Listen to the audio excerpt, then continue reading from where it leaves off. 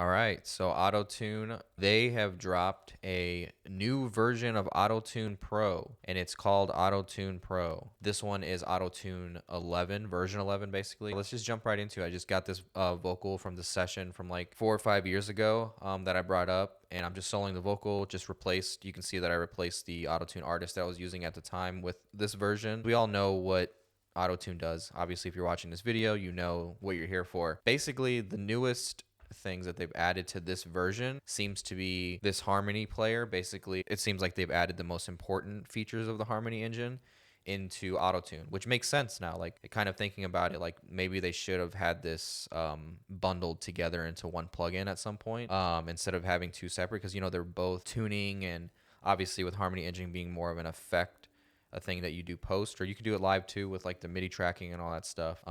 You know, just with like tuning and stuff, and like what people are doing to their vocals and what they're able to do to their vocals, it just makes sense to have a creative vocal plugin combined with a tuning plugin. So makes complete sense. But it's more laid out like a channel strip in a way. It's kind of like the first tuning channel strip, you know what I'm saying? Because you got your auto tune section, obviously.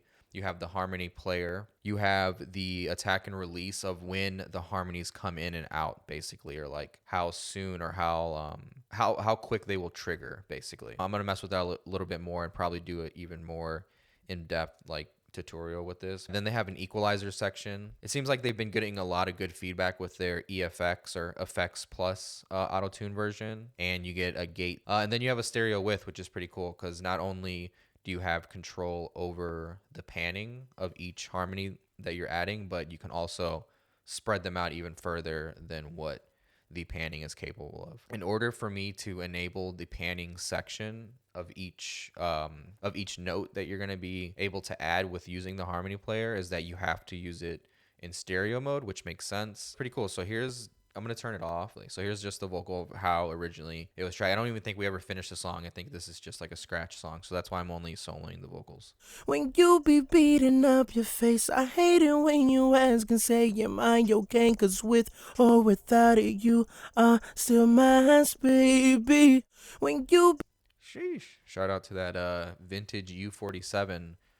It just sounds like a finished vocal almost, in my opinion. Yeah, so you know, just standard tuning or whatever, more for like obviously helping with a little bit of tuning, but also more of an effect as well. It's tuned pretty hard. All right, let me play it, and then I'm gonna trigger all the harmonies halfway through. When you be beating up your face, I hate it when you ask and say you mind your game, 'cause with or without it, you are still mine, baby.